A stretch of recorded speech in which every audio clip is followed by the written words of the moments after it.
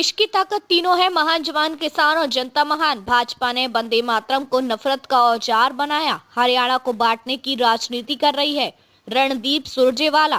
कांग्रेस के वरिष्ठ नेता और राज्यसभा सांसद रणदीप सिंह सुरजेवाला ने हरियाणा की राजनीति को लेकर भाजपा पर गंभीर और तीखे आरोप लगाए हैं। उन्होंने कहा कि भारतीय संस्कृति और मातृभूमि के प्रति सम्मान का प्रतीक माने जाने वाले नारे वंदे मातरम को भाजपा ने अपनी राजनीति के लिए नफरत और विभाजन का औजार बना दिया है। सुरजेवाला का आरोप है कि भाजपा सत्ता में बने रहने के लिए समाज को तोड़ने की नीति पर काम कर रही है। सुरजेवाला ने कहा कि हरियाणा आज किसी एक आधार पर नहीं बल्कि कई स्तरों पर विभाजित कर दिया गया है। उन्होंने गिनाते हुए कहा कि राज्य में जाट बनाम गैर जाट, पंजाबी बनाम अग्रवाल, गरीबों के बीच रविदासिया बनाम वाल्मीकि, सिख बनाम हिंदू और ब्राह्मणों तथा आर्थिक रूप से कमजोर वर्गों के बीच जानबूझकर खाई पैदा की जा रही है। उनके अनुसार ये सब किसी संयोग का परिणाम नहीं बल्कि एक सुनियोजित राजनीतिक रणनीति है। कांग्रेस नेता ने आरोप लगाया कि भाजपा ने धार्मिक ध्रुवीकरण को भी राजनीतिक हथियार बनाया है।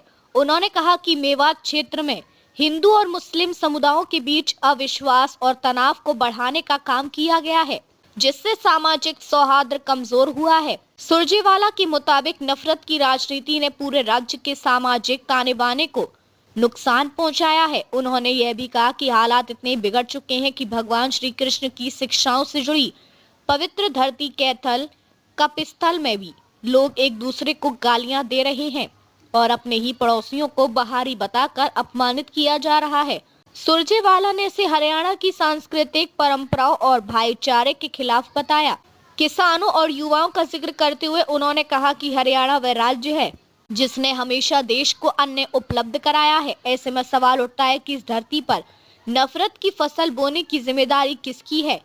उन्होंने कहा कि भाजपा की राजनीति ने विकास, रोजगार और किसानों के मुद्दों से ध्यान भटकाकर समाज को आपस में लड़ाने का काम किया है। सुरजेवाला ने जनता से अपील की है कि अब चुप रहने का वक्त खत्म हो चुका है। उन्होंने कहा कि हरियाणा के लोगों को जाति, धर्म और वर्ग की दीवारों से ऊपर उठकर भगवत गीता में दिए गए प्रेम, कर्तव्य और धर्म के संदेश को अपनाना होगा। उनका कहना था कि राजनीति का मकसद समाज को जोड़ना होना चाहिए। अंत में सुरजेवाला ने कहा कि जब कानून व्यवस्था कमजोर पड़ती दिखे और अपराधियों के सामने शासन प्रशासन बेबस नजर आए, तब उम्मीद की आखिरी किरण हरियाणा के लोगों की सामूहिक चेतना, अंतरात्मा और समझदारी में ही निहित होती है। उन्होंने भरोसा जताया कि हरियाणा की जनता नफरत की राजनीति को पहचान कर एकजुट होकर जवाब देगी। देखते रहिए changing future TV. Like, share और सब्सक्राइब करना ना भूले। देश, दुनिया और भविष्य की सबसे बड़ी खबरों के लिए।